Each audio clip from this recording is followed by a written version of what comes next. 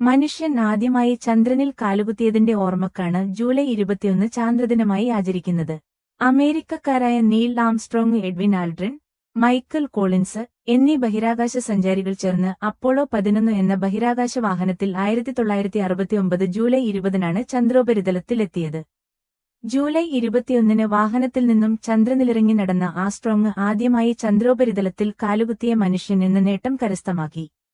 ചന്ദ്രനിൽ കാലുകുത്തിയ രണ്ടാമത്തെ വ്യക്തി എഡ്വിൻ ആൽഡ്രിനാണ്. മൈക്കൽ കോളിൻസ് അവരുടെ ഈഗിൾ എന്ന വാഹനം നിയന്ത്രിക്കുകയായിരുന്നു.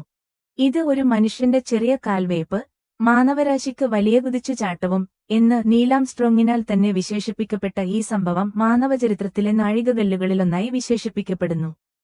ജ്യോതിശാസ്ത്ര പഠനം, ബഹിരാകാശ ഗവേഷണത്തിന്റെ പ്രാധാന്യം, മനുഷ്യന്റെ ആദ്യ ചാന്ദ്രയാത്രയുടെ പ്രസക്തി എന്നിവ ജനങ്ങളെ ഓർമ്മിപ്പിക്കാനും പ്രത്യേകിച്ച് വിദ്യാർത്ഥികളിൽ ഇവ സംബന്ധമായ അവബോധം വളർത്തുവാനുമാണ് ഈ ദിവസം ചാന്ദ്രദിനമായി ആഘോഷിക്കുന്നത്. അപ്പോളോ 11 വിക്ഷേപണം. അപ്പോളോ 11 യാത്രക്കാർ. എഡ്വിൻ ആൽഡ്രിൻ ചന്ദ്രനിൽ. എഡ്വിൻ ആൽഡ്രിന്റെ കാൽപ്പാട്. അപ്പോളോ 11 മനുഷ്യനെ ആദ്യമായി ചന്ദ്രനിലിറക്കിയ ബഹിരാകാശ ദൗത്യമാണ് അപ്പോളോ 11. ശീതയുദ്ധകാലത്തെ ബഹിരാകാശ മത്സരങ്ങളിൽ അമേരിക്ക നേടിയ വിജയമായി ഈ ദൗത്യം വിലയിരുത്തപ്പെട്ടു. 1969 ജൂലൈ 16-ന് ഫ്ലോറിഡയിൽ നിന്ന് വിക്ഷേപിക്കപ്പെട്ടു. Neil Armstrong, Edwin Aldrin, Michael Collins എന്നിവരായിരുന്നു യാത്രികർ.